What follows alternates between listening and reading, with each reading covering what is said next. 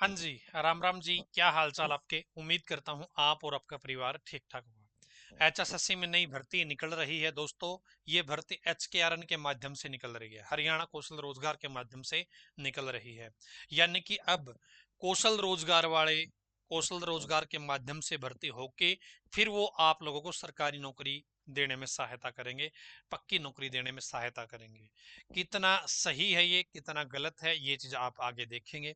उससे पहले दोस्तों मैं एक चीज बता देता हूं कि हरियाणा कौशल रोजगार में कितने अच्छे ढंग से वेरिफिकेशन होती है, कितने अच्छे ढंग से प्रॉपर चेकिंग होती है चीजों की, फिर ज्वाइनिंग दी जाती है। उसका एग्जाम्पल आपके सामने है। कौशल रोजगार के तहत चौकीदार एक लगा था कैंडिडेट, और वो जो चौकीदार लगा था वो मोटरसाइकिल चोर गिरोह का सरगना था, सरदार था। दोस्तों उसको पकड़ लिया गया है। अपने साथियों के मिलकर दिया मोटरसाइकिल चोरी की कई वारदातों को अंजाम। तो दोस्तों हरियाणा कौशल रोजगार में कहीं ना कहीं कमी है। कमी तो वैसे सारी ही है। हरियाणा कौशल रोजगार होना ही नहीं चाहिए था, ताकि सरकारी नौकरियां निकलती और सभी को सरकारी नौकरियां मिलती जो योग्य होते। लेकिन अब बहुत सारे योग्य बच्चे हरियाणा कौशल रोजगार में लग रहे हैं, और सरकार ने अपने बेनिफिट के लिए शुरू किया है। तो यहाँ पर दोस्तों अब एचएसएससी सरकारी नौकरियां देता है आपको। एचएसएससी के माध्यम से ही सारी भर्तियां होती है। और अब एचएसएससी में बताया जा रहा है कि हरियाणा कौशल रोजगार के माध्यम से स्टाफ है वो लगाया जाएगा। ठीक है, देखिए कौन कौन सी पोस्ट यहाँ पे अभी बताई जा रही है। एचएसएससी को मिलेंगे 10 कानूनी विशेषज्ञ। ठीक है, एचकेआरएन के माध्यम से होंगे नियुक्त। दोस्तों कानूनी विशेषज्ञ, जी हाँ, कानूनी विशेषज्ञ अब एचकेआरएन के द्वारा भर्ती किए जाएंगे एचएसएससी में। वो कितना अच्छे ढंग से काम करेंगे ये आप समझ सकते हैं। सरकारी नौकरी वाले को तो डर होता है सारी चीजें भाई, लेकिन एक प्राइवेट कोई नौकरी करेगा, कोई वैसे ही एचकेआरएन के माध्यम से ज्वाइनिंग वाला है, वो तो पता है भाई थोड़ी सी सैलरी मिलनी है, इससे अच्छा क्या पता कहीं पे से अच्छा गाफा मार के और बात खत्म करें।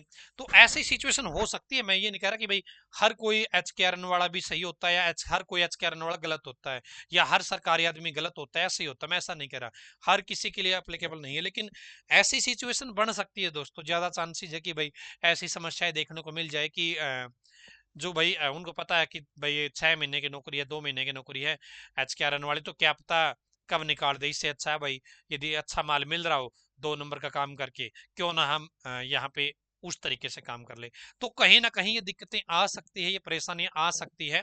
और एचएसएससी तो एक ऐसा डिपार्टमेंट जो अंदर की चीजें मतलब सरकारी नौकरियों का यार सारा काम वही होता है। तो जैसे तो हर जगह पे प्राइवेट वाला सिस्टम हो गया भाई। आर्मी में भी इन्होंने 4 साल वाले लोग अंदर कर दिए।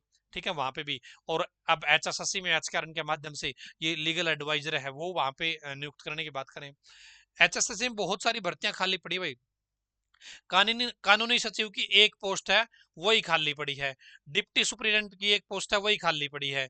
डीडीए की 2 पोस्ट है, दोनों खाली पड़ी है। निजी सचिव की 3 पोस्ट है, एक खाली पड़ी है।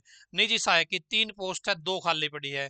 जेएसएस की एक पोस्ट है, वही खाली पड़ी है। सहायक की 48 पोस्ट है, 6 खाली पड़ी है।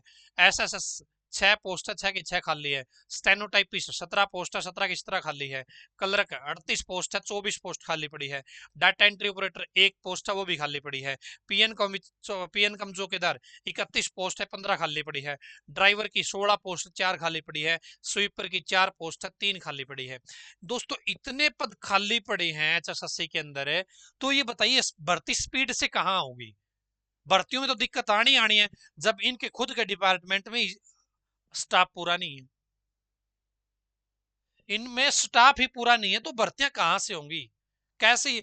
और रुके मारे जाने की हमने भाई 1 लाख नौकरी दे दी, हमने 2 लाख नौकरी दे दी, हमने 3 लाख नौकरी दे दी। डिपार्टमेंट में जो नौकरी देता डिपार्टमेंट, उस डिपार्टमेंट में कमियां हैं। तभी तो सारी की सारी भर्तियां कोर्ट केस में घसीटी जाती है।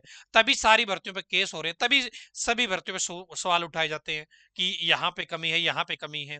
एचएसएससी खुद कह रही है कि हम ज्यादा लोगों की डॉक्यूमेंट वेरिफिकेशन नहीं कर सकते।